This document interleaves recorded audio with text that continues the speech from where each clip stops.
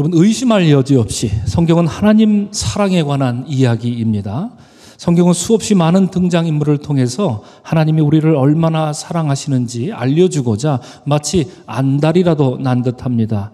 이러한 하나님의 사랑 이야기는 성경 어디를 눈 감고 펴도 쉽게 확인할 수 있지만 성경이 시작되는 창세기 1장을 펴봐도 인간을 향한 하나님의 사랑 냄새가 물씬 이렇게 풍겨납니다. 사실 여러분, 천지창조 이야기, 세상이 만들어진 이런 이야기는 성경에만 나오는 이야기는 아닙니다. 고대 근동 지역의 일반적인 이야기였습니다. 수메르, 그리고 아카드, 그리고 우리에게 익숙한 이집트와 같은 당대 최고의 문명들은 저마다 고유한 창조 신화를 가지고 있습니다. 이 이야기를 어제 TBC 성서 연구 때 잠시 나눴었는데요. 그런데 저들의 창조 신화, 곧 수메르, 아카드, 이집트와 같은 고대 근동 지방에 있던 사람들의 창조 신화는 무엇을 가장 중요하게 여기는지 아십니까, 여러분? 신들은 어떻게 태어났는가, 이것에 가장 큰 중요성을 두고 이야기합니다. 처음부터 아주 장황하게 신들이 어떻게 탄생했는지 묘사하고 있고요. 그리고 그 신들의 복잡한 관계로부터 우주 만물이 어떻게 만들어졌는지 설명이 이어집니다. 그리고 이러한 신화 이야기 끄트머리에 마치 부록처럼 인간 창조 이야기가 겨우 붙어 있는데요. 사실 그런 설명은 있으나 마나할 정도로 미미할 뿐입니다. 더군다나 이 신화 중에 가장 유명한 신화라고 한다면 바벨론 창조 신화, 곧 에누마 엘리시라고 하는 신화가 대중적으로 널리 알려져 있는데요. 이 신화를 보면 신들이 인간을 창조한 목적이 아주 불순하고 아주 오만합니다. 곧 인간은 신들이 해야 할 그 강제 노동을 대신하는 존재로 자기들의 노예를 부리기 위해서 인간을 창조하고 있기 때문입니다. 이에 반해 여러분, 창세기가 말하는 인간 창조, 창세기 1장에서 말하는 인간 창조는 어떠합니까? 하나님은 다른 그 어떤 피조물보다 더 많은 관심과 특별한 정성을 기울여서 인간을 창조하십니다. 마치 우주 만물을 인간을 위한 선물로 창조하신 게 아닐까 싶은 그런 생각마저 듭니다. 그러니 인간 창조는 가히 하나님 창조 사역의 클라이막스, 이렇게 말해도 좋을 것 같습니다. 더군다나 창세기는 다른 그 어떤 피조물에게는 허락되지 않는 영예를 인간에게 주는데, 그것이 무엇입니까? 오직 인간만이 하나님의 형상을 따라 지음받았다, 이렇게 선언함으로써 인간은 창조주 하나님의 통치권과 그리고 왕권이 수여된 아주 존귀한 존재로 창조되었다고 성경은 우리에게 말하고 있습니다. 가히 인간은 온 우주 만물 중에 가장 위대한 하나님의 걸작품으로 창조되었습니다. 세상에 어떤 신이 이렇게 정성을 기울여 인간을 만들었단 말입니까? 세상에 어떤 신이 자신의 형상을 담도록 인간을 만들었다 말하고 있습니까? 그러므로 성경은 인간을 향한 하나님 사랑 이야기로 시작부터 이렇게 출발하고 있는 것입니다. 이런 이유로 요한일서는 하나님에 대해서 정의하기를 하나님은 사랑입니다, 이렇게 쐐기를 박습니다. 인간의 제한된 언어로 우리가 하나님을 온전히 정의 내릴 수는 없겠지만 인간이 추구하는 가장 위대한 가치인 사랑이라는 단어 외에는 하나님을 달리 표현할 도리가 없습니다. 이런 점에서 저는 성경에 대해서 말할 때 주변 사람들에게, 지인들에게 종종 이렇게 표현하곤 했습니다. 성경은 인간에게 사랑을 구걸하시는 하나님 이야기입니다. 이런 이야기를 종종 해왔는데 여러분 어떻습니까? 동의가 되십니까? 곧 하나님은 사랑을 구걸하시는 하나님입니다. 우리에게 말입니다. 나 좀 사랑해 달라고, 나 좀 바라봐 달라고 우리에게 사랑을 구걸하시는 하나님입니다. 여러분, 구걸하는다는 말을 하나님께 쓰니까 다소 좀 불편하고 불경스럽진 않으십니까? 만약 여러분이 그렇게 느끼신다면 그렇게 느낄수록, 곧 하나님이 구걸하신다는 표현이 불경스러워서 받아들이기 좀 뭐합니다 라고 생각하면 그럴수록 하나님은요, 배알도 없고요, 자존심도 없습니다. 다 내다 버리셨습니다. 그리하여 자신이 창조한 인간에게 끝도 없이 사랑을 구걸하고 있는 하나님이십니다. 이처럼 구걸하시는 하나님에 대한 결정적인 고백이 요한복음 3장 16절에 나오고 있지요. 하나님이 세상을 이처럼 사랑하사 독생자를 주셨다고 말입니다. 이로써 저를 믿는 자마다 멸망치 않고 영생을 얻게 하려 함이라 이렇게 말합니다. 여러분, 창조주 하나님이 인간을 사랑하시는데 자기 아들을 내어주실 정도라는 얘기죠. 아들을 내어주실 정도로 하나님은 인간의 사랑을 구걸하고 있습니다. 그렇게 해서라도 인간이 멸망당하지 않도록 하겠다, 성경은 이렇게 말하는 것 아니겠습니까? 이처럼 인간을 사랑하시는 하나님이 자신의 아들을 이 세상에 보내신 사건, 그래서 그가 이 세상에 내려온 사건, 이것을 뭐라고 부릅니까? 우리는 이것을 성육신, 인카네이션 사건이라 이렇게 부르고 있습니다. 오늘날 최고의 기독교 지성인이자 변증가인 C.S. 루이스는 이러한 예수님의 성육신 사건을 일컬어 하나님의 침공 사건 이렇게 불렀습니다. 그래서 제가 거기서 따와서 오늘 설교 제목을 일부를 그렇게 붙인 것입니다. 하나님의 침공 사건, 무엇을 위한 침공 사건일까요? C.S. 루이스는 설명합니다. 본디 하나님은 세상을 선하게 창조하셨는데 하나님께 반란을 꾀한 이 사악한 영들이 세상을 죄로 어둡게 만들었다는 얘기입니다. 그래서 하나님 지으신 선한 세상이 적들에 의해 점령당했다는 것입니다. 하나님은 그런 세상을 가만히 두고 보지 않으셨고 타락한 반역자들에게 점령당한 이 세상으로부터 인간을 구원하시고자 계획하십니다. 그래서 하나님이 합법적인 왕으로 변장해서 세상에 상륙하셨는데 그것이 바로 무엇이라고요? 성육신 사건이다. 이렇게 C.S. 루이스는 아주 흥미롭게 이렇게 설명하고 있습니다. 이 표현 자체가 여러분 정말이지 무척이나 흥미롭고 한편으로 생각해 보면 이야, 이 사람 참 기가 막히다. 이처럼 성육신을 명쾌하게 그리고 멋지게 표현하다니 이런 생각이 저절로 듭니다. 저 하늘에서 이 땅에 내려오신 우리 하나님의 침투 사건, 상륙 작전은 노르망디 상륙 작전이나 인천 상륙 작전에 비할 바 없는 인류 역사를 뒤집은 위대한 작전으로서 거룩하신 하나님이 인간의 몸을 입고 이 땅에 오신 것입니다. 요한복음 1장이 말하는 것처럼 세상을 창조하실 때 말씀으로 주신 그 하나님께서 말씀이 육신이 되어 우리 가운데 거하신 사건이 바로 성육신 사건이었던 것입니다. 그래서 저는 이러한 성육신의 의미를 박노해 시인의 사랑의 밀사라는 시로 음미하고자 합니다. 시인은 다음과 같이 노래합니다. 나는 빛의 밀사로 여기 왔다. 어둠 속에 빛을 찾는 내 눈동자에 나는 사랑의 밀사로 내게 왔다. 마음이 가난한 자 내 아픈 가슴에 나는 간절히 기다려온 너의 방 앞에 가만 다가가 문을 두드린다. 이렇게 시인은 노래합니다. 우리가 오늘 아침에 부른 임예 찬송 함께 부른 노래 가사 중에 고독한 창에 햇살이 들고라고 제가 작사를 했지 않습니까? 제가 그 마음이 바로 이 마음이었습니다. 주님은 외롭고 쓸쓸한 우리의 고독한 창가에 사랑의 밀사로 오셔서 문을 두드리시고 거기에 햇살을 비춰주시는 분이시다. 그것이 바로 박노해 시인의 말로 하면 사랑의 밀사 이렇게 설명할 수 있겠지요. 그렇습니다. 예수께서는 하나님의 거룩한 침공 상륙 작전에 따라 이 세상에 사랑의 밀사로 오신 분이었습니다. 밀사로 오셨기 때문에 사람들은 예수님이 누군지 알아보지 못했습니다. 그러나 예수 안에 분명 사랑의 샘이 솟았습니다.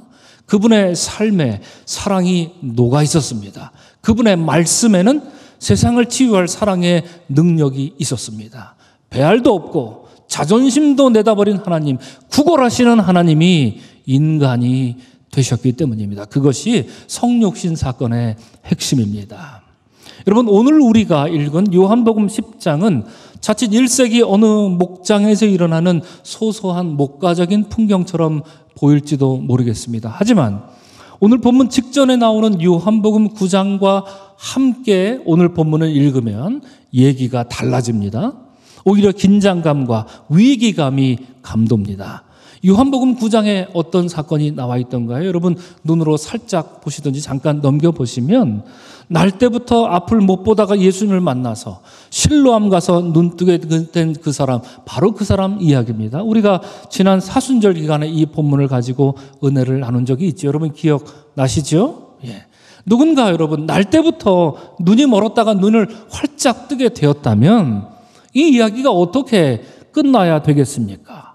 날 때부터 눈 먼 사람이 눈을 떴다. 세상을 볼 수 있게 됐다. 만약에 그랬다면 우리 주변에 이런 사람이 있다면 그 사람에 관한 이야기가 어떻게 끝나야 합니까? 해피엔딩으로 끝나는 것이 맞습니다. 그것이 지극히 상식적인 이야기입니다. 뭉클한 감동이 밀려오는 이야기여야 했습니다. 그러나 요한복음 9장에 나오는 이야기는 그렇지 못했습니다. 오히려 차라리 눈 뜨지 않은 것만 못하다 싶을 정도로 주인공은 아주 비정한 바리새인들과 유대인들에게 여기저기 불려다니면서 온갖 조롱과 모욕과 수모를 당하다 급기야 공동체 밖으로 쫓겨나 버리고 만 것입니다. 여러분들도 그 내용을 기억하시리라 생각합니다.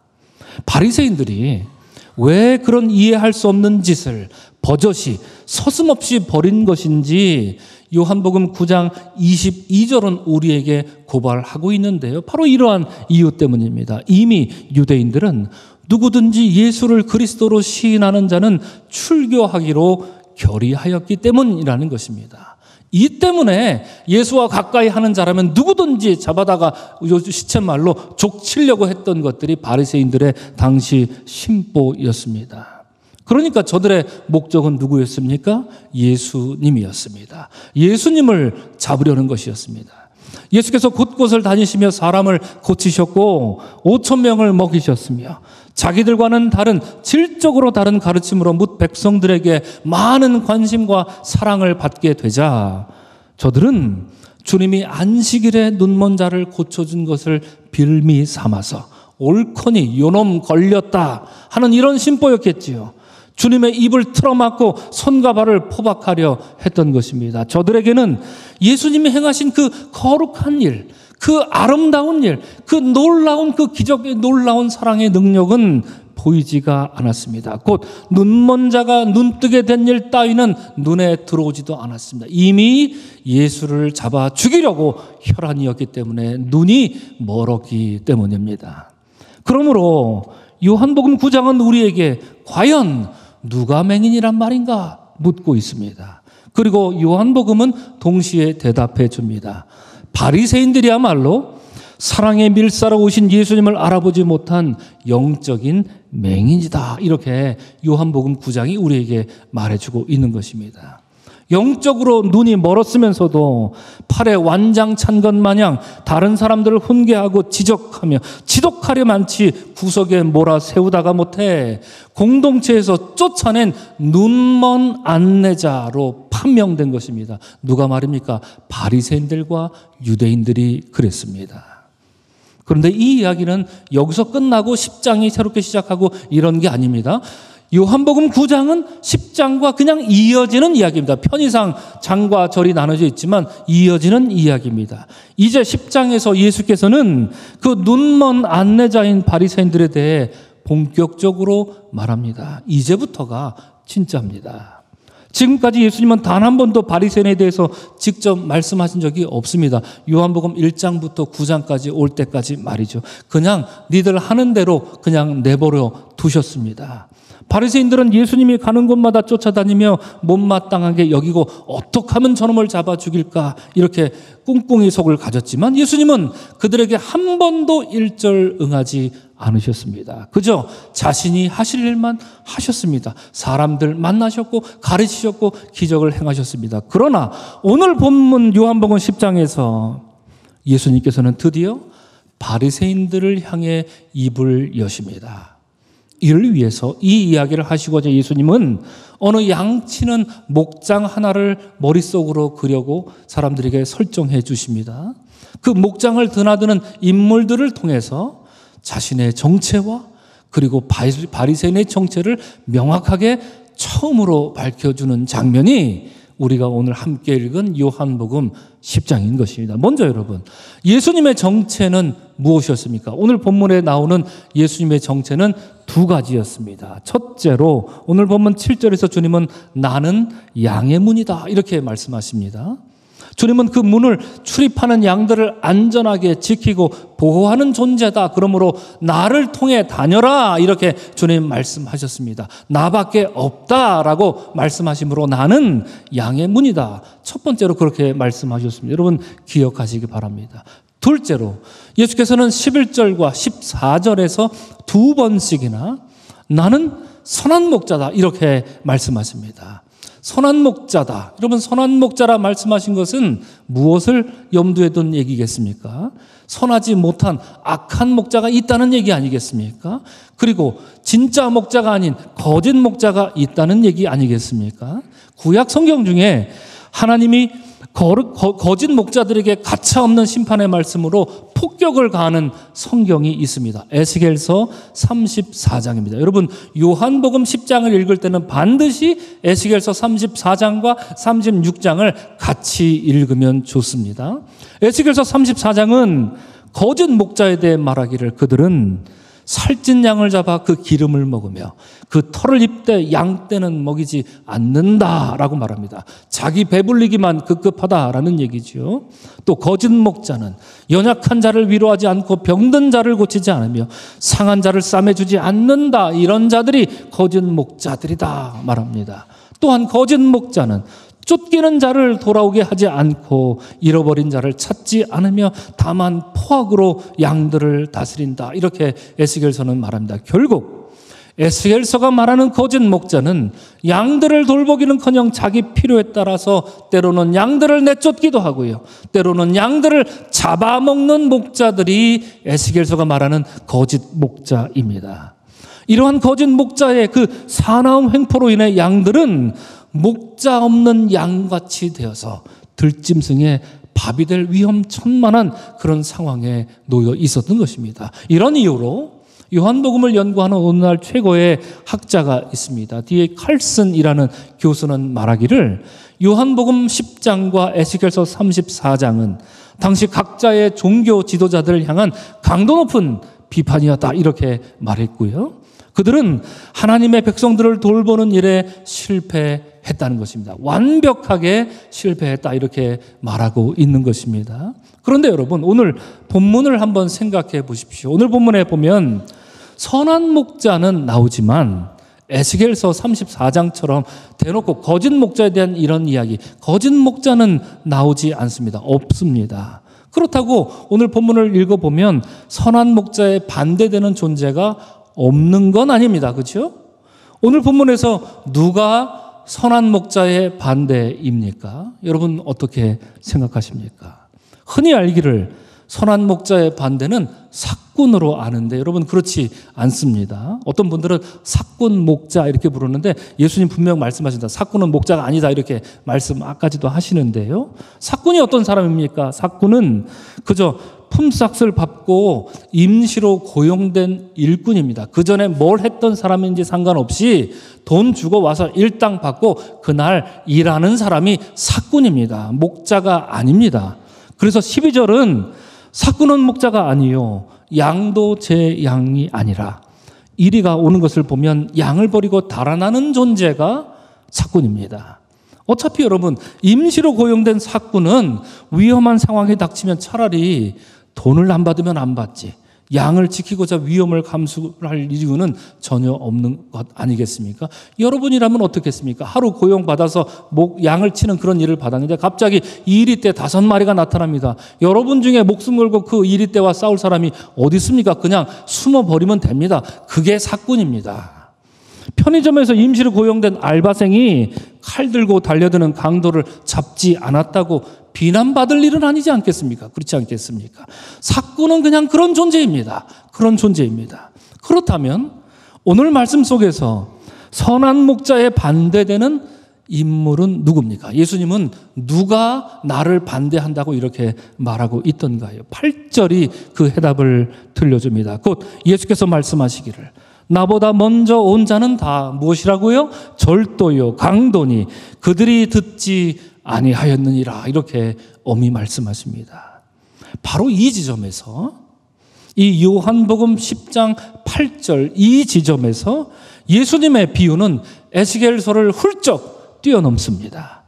에스겔은 자신에게 부여된 목자의 책임을 다하지 못할 뿐더러 탐욕스러운 욕심이나 채우려고 했던 당시 종교 지도자들을 향해서 야, 이 거짓 목자들아, 너희에게 화가 있으라 이렇게 예언했더라면 예수님은요 훨씬 더 앞서 나가십니다.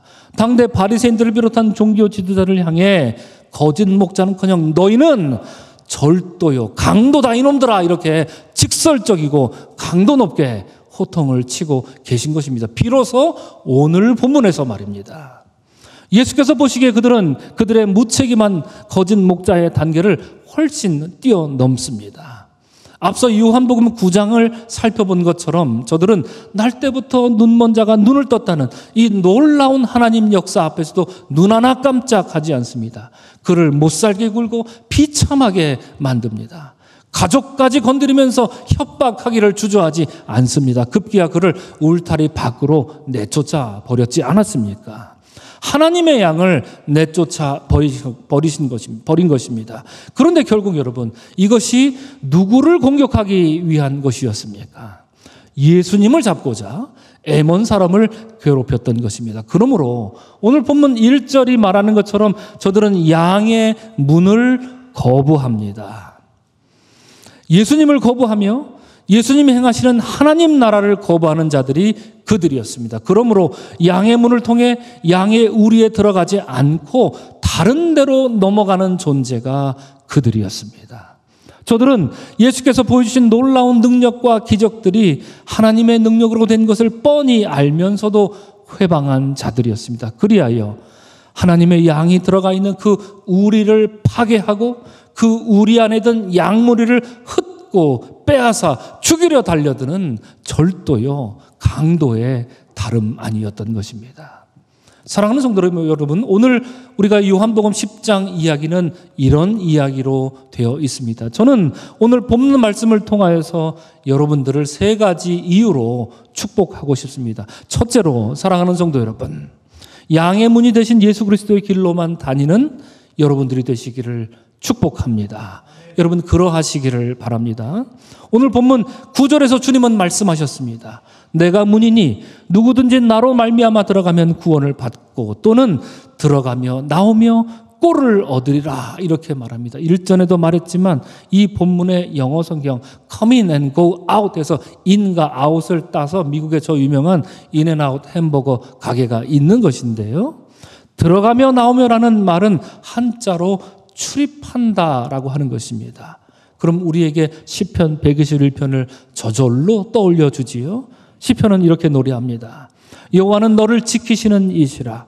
여호와께서 내 오른쪽에서 내 그늘이 되시나니 낮에 해가 너를 상하게 하지 아니하며 밤의 달도 너를 해치지 아니하리로다. 여호와께서 너의 출입을 지금까지 영원까지 지키시리로다. 주님 말씀하십니다. 사랑하는 성도 여러분, 여러분의 생각과 마음이 양의 문이 되신 예수 그리스도로만 출입하는 그런 삶이기를 주 이름으로 축원합니다.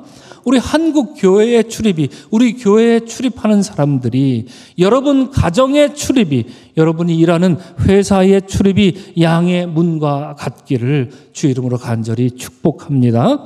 둘째로 여러분, 오늘 본문 3절에 보시면 양은 그의 음성을 듣나니 그는 자기 양의 이름을 각각 불러 인도하여 낸다. 성경은 이렇게 말합니다. 여러분, 목자는 양과 음성으로 교감합니다. 왜냐하면 양은 눈이 어둡기 때문입니다. 한 치 앞도 볼 수 없기 때문입니다. 양은 목자와 강도를 음성으로 구분합니다. 그리고 목자는 양의 음성, 그 각자의 음성을 세심하게 헤아려 듣습니다. 특별히 본문은 말하기를 목자는 자기 양의 이름을 각각 부른다, 이렇게 말하고 있죠. 여러분, 이게 무슨 뜻일까요? 우리 집에서 키우는 반려견 이름이 뭔지 아시는 분 많으시죠? 뚱이입니다. 제가 지은 이름은 아니고요. 우리 집에 입양돼서 올 때 이전 주인이 지어준 이름이 뚱입니다. 그 녀석 생김새를 보면 그 전주인이 왜 그렇게 뚱이라고 졌는지 이해가 저절로 되지요. 당시 목자들도 그랬다는 겁니다. 심지어 오늘날조차도 중동 지역에 사는 목자들은 자기 양들의 생김새나 특징에 따라서 귀가 이렇게 길쭉한 양은 귀길쭉이야 이렇게 이름을 지어 붙인다고 합니다.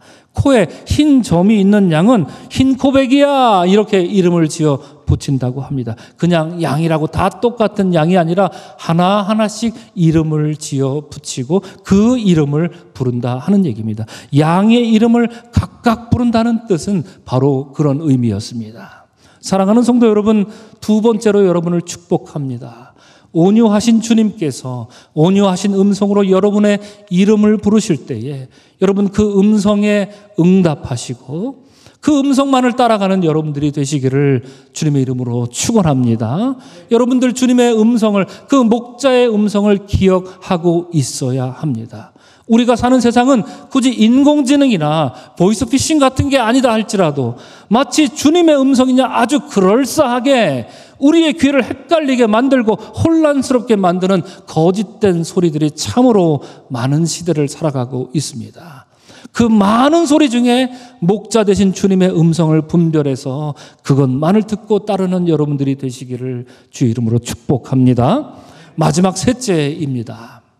오늘 본문 11절과 15절에서 두 번씩이나 주님은 뭐라 말씀하셨죠? 나는 선한 목자다. 그리고 나는 양을 위해 목숨을 버린다 말씀하셨습니다. 앞서서는 C.S. 루이스의 말을 인용하면서 예수께서 이 세상에 오신 성육신 사건을 하나님의 침공 사건이라 이렇게 불렀습니다.